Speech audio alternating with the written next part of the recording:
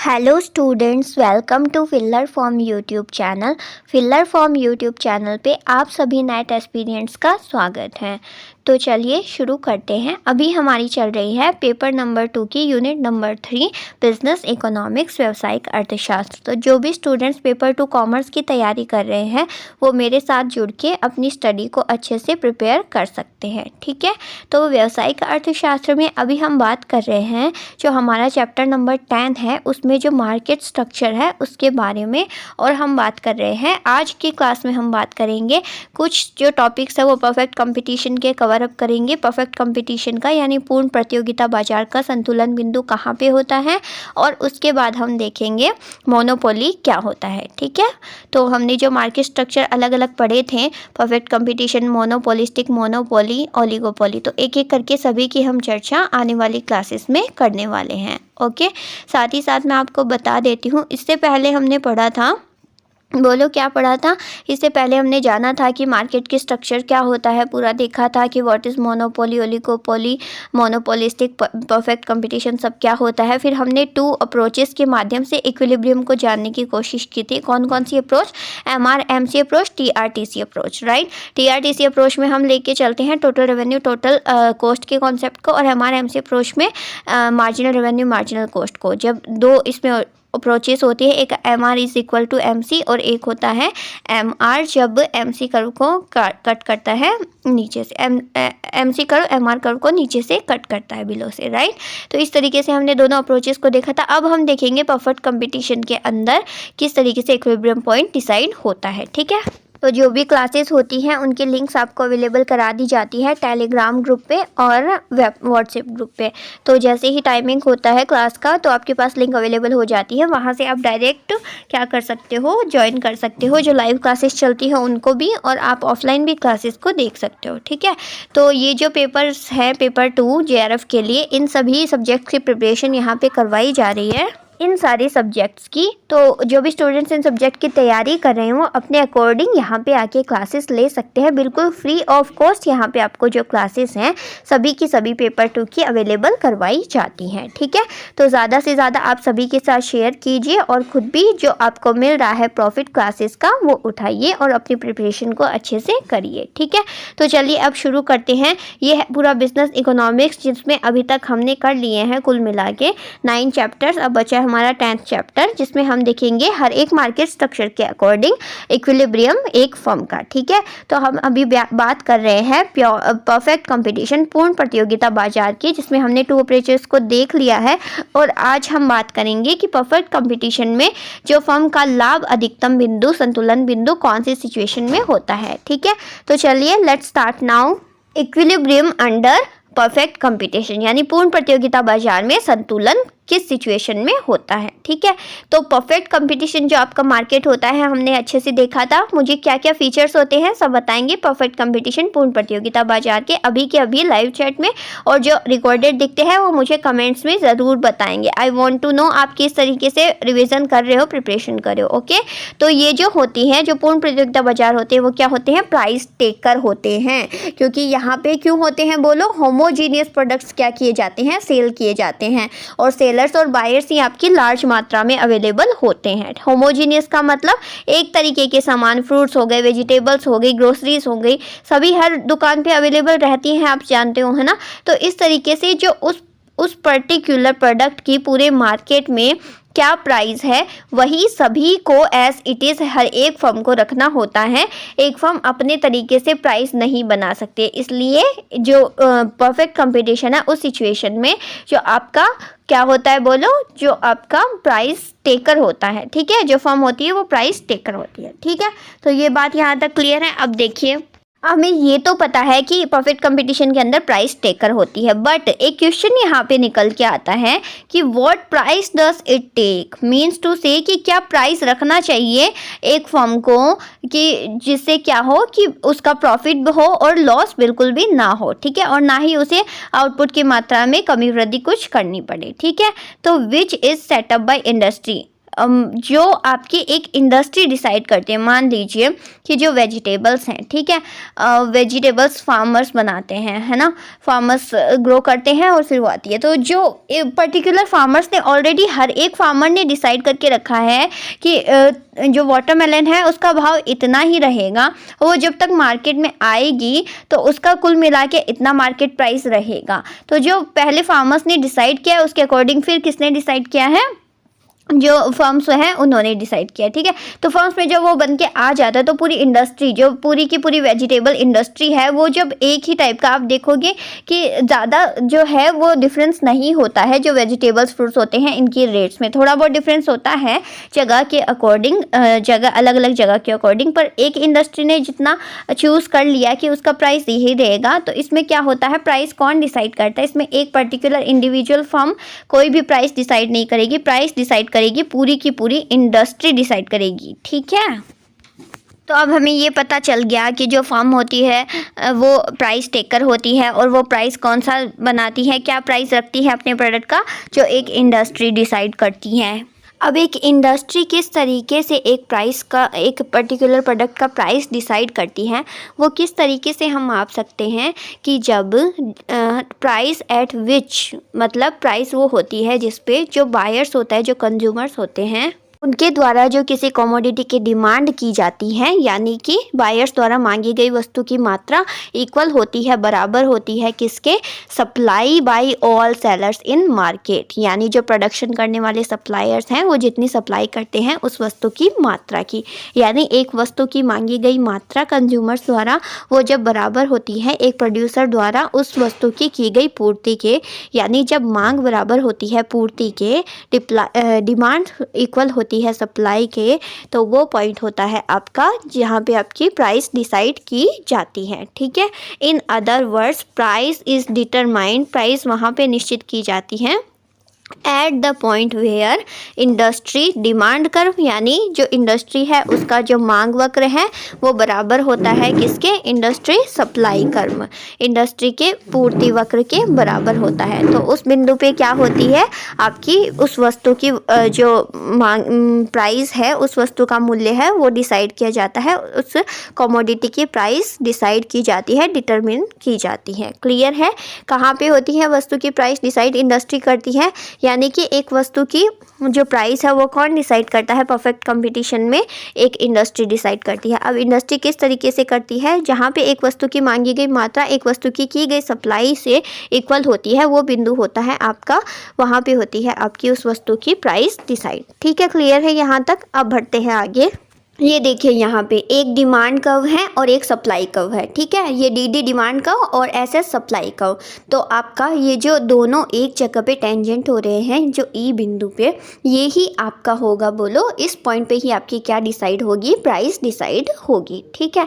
और प्राइस कहाँ पे डिसाइड होता है, जहाँ पे आपकी जो एवरेज रेवेन्यू है, औसत आय है, वो किसके बराबर होती है, सीमांत आय के बराबर होती है। तो हमने देखा था ना कि हमारा शॉर्ट रन होता है, उसमें क्या एक फर्म का संतुलन बिंदु के लिए क्या क्या, मतलब क्या चाहता है एक फर्म कि उसकी जो वेरिएबल्स और फिक्स्ड हैं, इनपुट्स हैं, उनसे वो अधिकतम उनका यूटिलाइज करके प्रॉफिट को क्या करे, मैक्सिम करे, प्रॉफिट को मैक्सिमाइज करे, और जो उसकी कॉस्ट है उसको क्या करे, मिनिमम करे, लागत को कम करे, लाभ को अधिकतम करे, ठीक है। तो हमने कब से देख लिया, डिमांड और सप्लाई जिस बिंदु पे होती है वहाँ पे प्राइस डिसाइड होता है, और जो AR और MR यानी औसत आय और सीमांत आय दोनों इक्वल होती हैं तब प्राइस डिसाइड होता है, ठीक है। अब शॉर्ट रन में एक फर्म क्या चाहती है कि वो अपने शॉर्ट रन लॉन्ग रन जो भी हो, फर्म तो यही चाहती है कि आपका ज़्यादा से ज़्यादा लाभ अधिक हो मिनिमम कॉस्ट पे, ठीक है। तो अब आइए देखते हैं कि शॉर्ट रन में एक फर्म का संतुलन बिंदु किन किन सिचुएशन में कैसे कैसे होता है, अच्छे से ध्यान से समझिएगा, इसमें से क्वेश्चंस बहुत आते हैं, ठीक है। तो जानिए, देखते हैं कि शॉर्ट रन के सिचुएशन में एक फर्म का इक्विलिब्रियम पॉइंट कहाँ कहाँ होता है। तो 3 तरीके से हम डिसाइड कर सकते हैं जो फर्म को क्या होता है, प्रॉफिट होता है, ठीक है, शॉर्ट रन की सिचुएशन में। एक होता है आपका सुपर नॉर्मल प्रॉफिट, एक होता है नॉर्मल प्रॉफिट और एक होता है लॉस। 3 तरीके से होते हैं, ठीक है।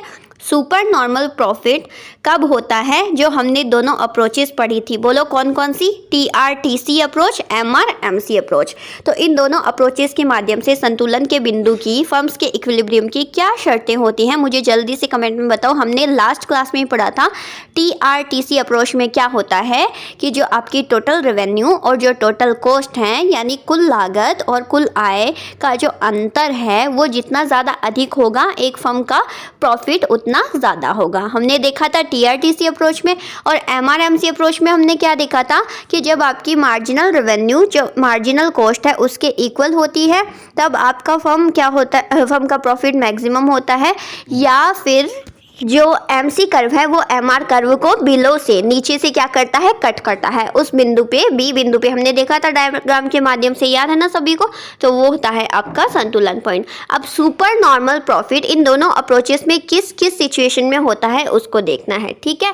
तो सुपर नॉर्मल प्रॉफिट आपका कब होगा? जब आपकी टोटल रेवेन्यू, यानी टोटल रेवेन्यू जो आपकी कुल आय हो रही है एक फर्म की। अब टोटल रेवेन्यू क्या होती है वो मुझे बताओ जल्दी से, पता है ना सभी को कि जितना हम सेल करते हैं उससे हमें प्राप्त होने वाली जो आय होती है किसी वस्तु को सेल करने पे, वो हमारी होती है टोटल रेवेन्यू। तो जो कुल आय है वो हम लगने वाली लागत, अब लागत में क्या क्या होता है, जो इनपुट्स हम खरीद रहे हो उनकी जो कॉस्ट आती है, राइट।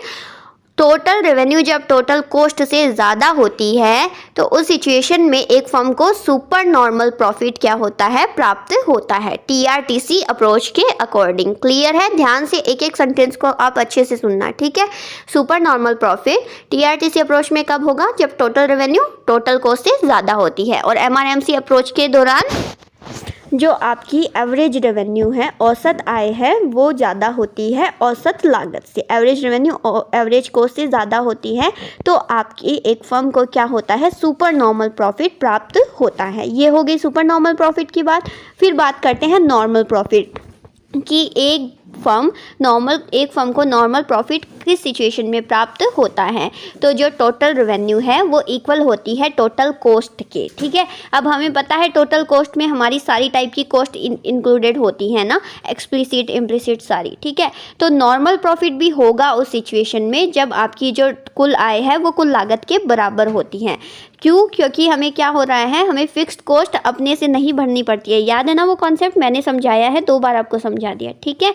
तो जो टोटल रेवेन्यू है वो टोटल कॉस्ट के इक्वल होती है, तब नॉर्मल प्रॉफिट आपको प्राप्त होता है। अब क्यों, कैसे होता है वो मैंने लास्ट क्लास में समझाया है, आप सभी को पता है। क्योंकि 2 टाइप की कॉस्ट होती है, एक वेरिएबल और एक आपकी फिक्स्ड कॉस्ट, है ना। और जो नॉर्मल प्रॉफिट है वो क्यों होता है आपको, क्योंकि अगर आपकी वेरिएबल कॉस्ट के इक्वल है तो फिक्स्ड कॉस्ट जो है ना वो तो आपकी निकल ही जाएगी, राइट। ये ऐसे करके मैंने आपको समझाया था, है ना।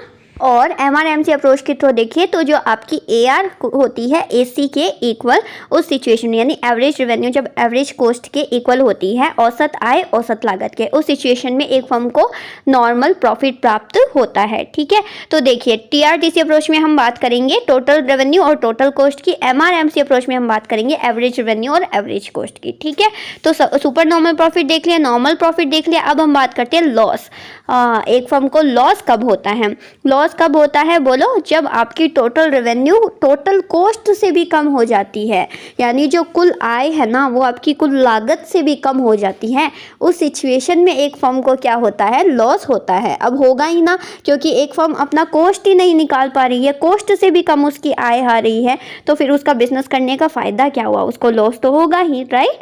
तो इसी तरीके से जब उसकी जो एवरेज रेवेन्यू है वो एवरेज कॉस्ट से भी कम हो जाती है, यानी औसत लागत से भी आपकी जो औसत आय है वो कम हो जाती है, उस सिचुएशन में एक फर्म को क्या उठाना पड़ता है, लॉस उठाना पड़ता है, हानि उठानी पड़ती है। तो ये 3 कॉन्सेप्ट होते हैं जिससे एक फर्म हम संतुलन बिंदु देख पाते हैं, super normal profit, normal profit और लॉस की सिचुएशन में, ठीक है। अब एक फर्म का शटडाउन पॉइंट कब होता है? जब जो टोटल रेवेन्यू है वो इक्वल हो जाती है टोटल वेरिएबल कॉस्ट के इक्वल हो जाती है ना। तो उस सिचुएशन में आपका बिंदु ऐसा आ जाता है कि आपको ऐसा निर्धारित करना पड़ता है, डिसीजन लेना पड़ता है कि आप फर्म को कंटिन्यू रखें इसका प्रोडक्शन या फिर इसको शट डाउन करें, ठीक है। और या फिर MRMC के अप्रोच में जब जो एवरेज रेवेन्यू है वो एवरेज वेरिएबल कॉस्ट के इक्वल हो जाती है। अब वेरिएबल कॉस्ट के क्यों बताओ? क्योंकि यहाँ पे जो रेवेन्यू आ रही है वो सिर्फ वेरिएबल कॉस्ट जितनी ही है ना।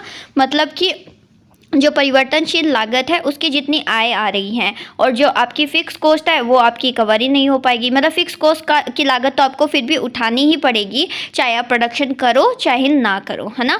तो उस सिचुएशन में एक फर्म को ये डिसीजन लेना पड़ता है कि उसको शट डाउन करे फर्म को वो या ना करे। तो इसी को बोलते हैं शट डाउन पॉइंट, जब आपकी total revenue total variable cost के इक्वल हो जाती है और average revenue average variable cost के। क्लियर है, समझ में आ रहा है सभी को। अब एक क्वेश्चन आता है कि कितनी मात्रा में उत्पादन करना चाहिए लाभ अधिकतम के लिए एक फर्म को, ठीक है। तो जहाँ पे यही है टीआरटीसी अप्रोच में हमने देखा था कि जो टोटल रेवेन्यू और जो टोटल कॉस्ट का जो डिफरेंस है वो जितना मैक्सिमम होता है उतना अधिक लाभ होता है एक फर्म को, यानी जो कुल आय है और जो कुल लागत है उनमें जितना ज़्यादा डिफरेंस होता है तो उतना ही एक फर्म को क्या होता है, प्रॉफिट होता है, ठीक है। और ऐसे ही जब वेयर जो आपकी मार्जिनल रेवेन्यू मार्जिनल कॉस्ट के बराबर होती है, या फिर जो मार्जिनल कॉस्ट कर्व है वो कट करता है मार्जिनल रेवेन्यू कट को नीचे से, तो उस बिंदु पे एक फर्म को क्या होता है, अधिकतम लाभ प्राप्त होता है, ठीक है।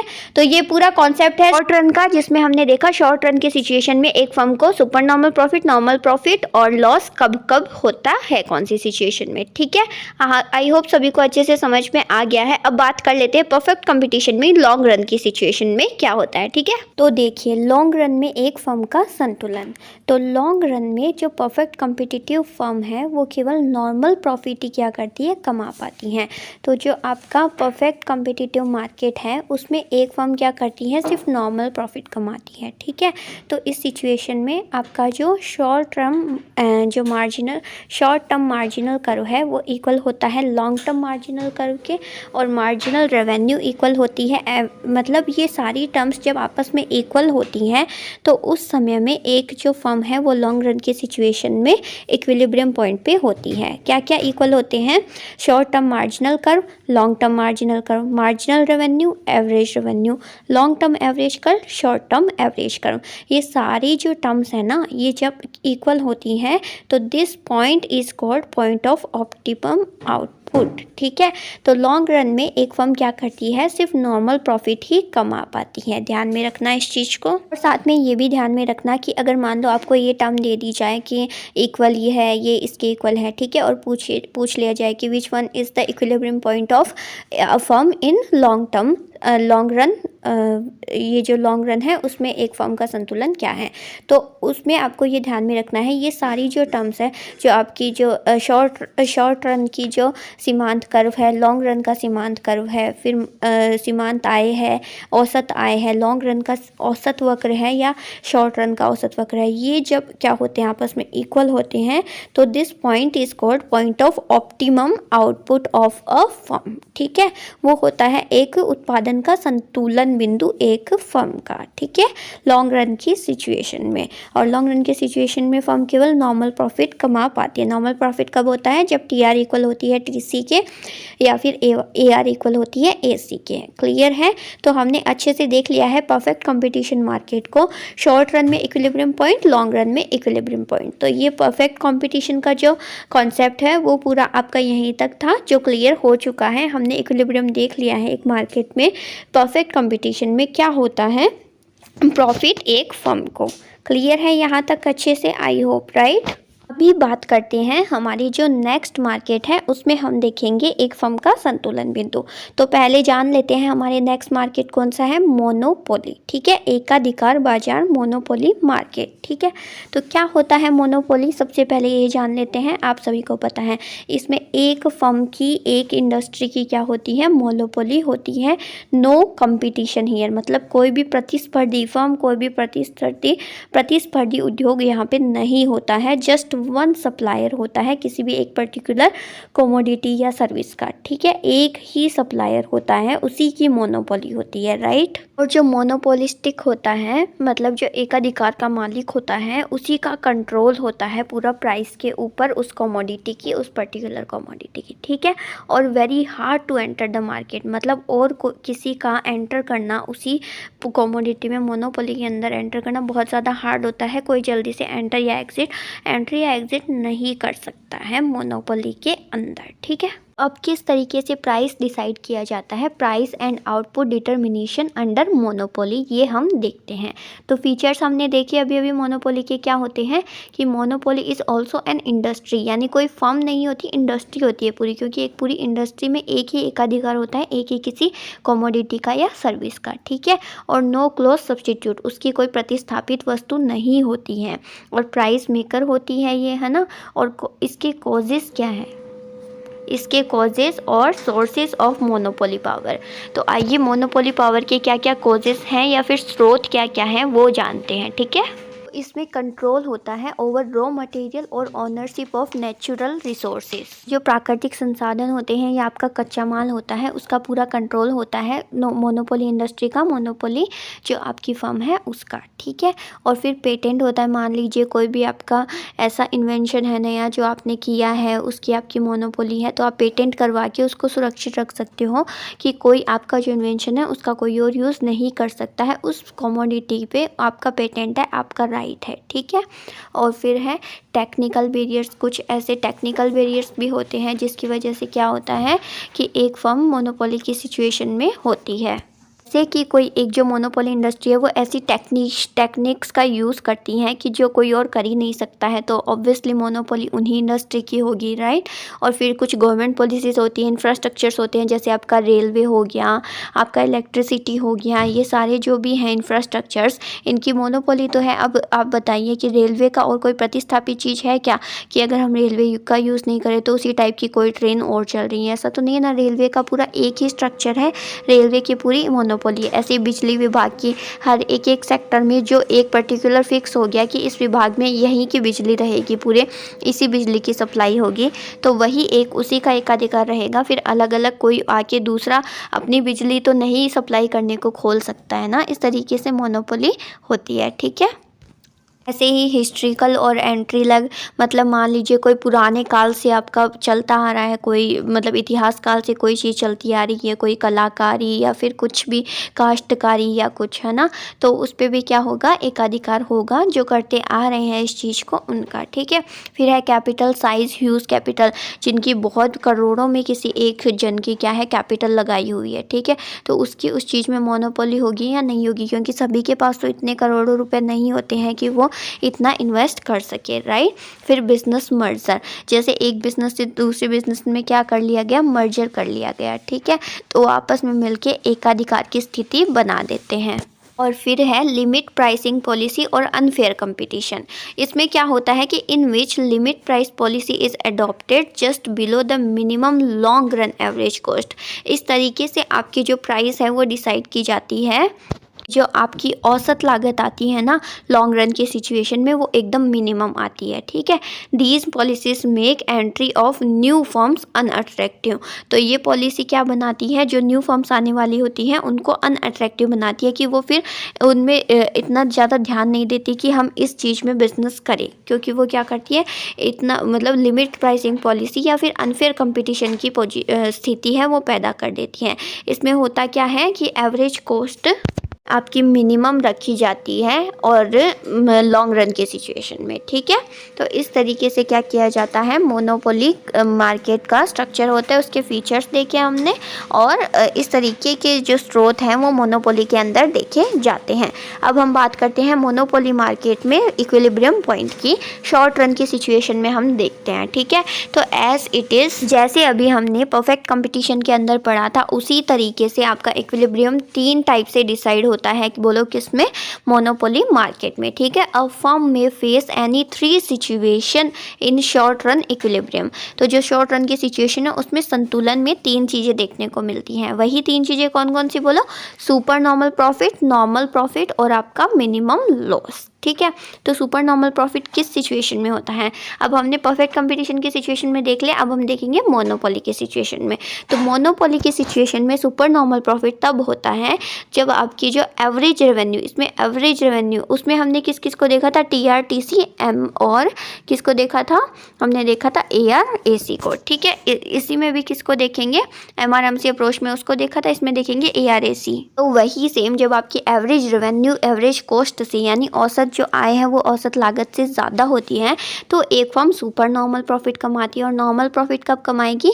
जब एवरेज रेवेन्यू एवरेज कॉस्ट के बराबर होगी तो एक फर्म नॉर्मल प्रॉफिट कमाएगी। और लॉस कब कमाएगी? जब एवरेज रेवेन्यू भी एवरेज कॉस्ट से क्या हो जाएगी? एवरेज कॉस्ट से कम हो जाएगी। ठीक है, या फिर बोल सकते हैं मिनिमम लॉस कब कमाएगी? जब जो आपकी average cost minus average variable cost वो इक्वल होती है एवरेज फिक्स्ड कॉस्ट के, उस समय में एक जो फर्म है वो मिनिमम लॉस क्या करेगी? उठाएगी।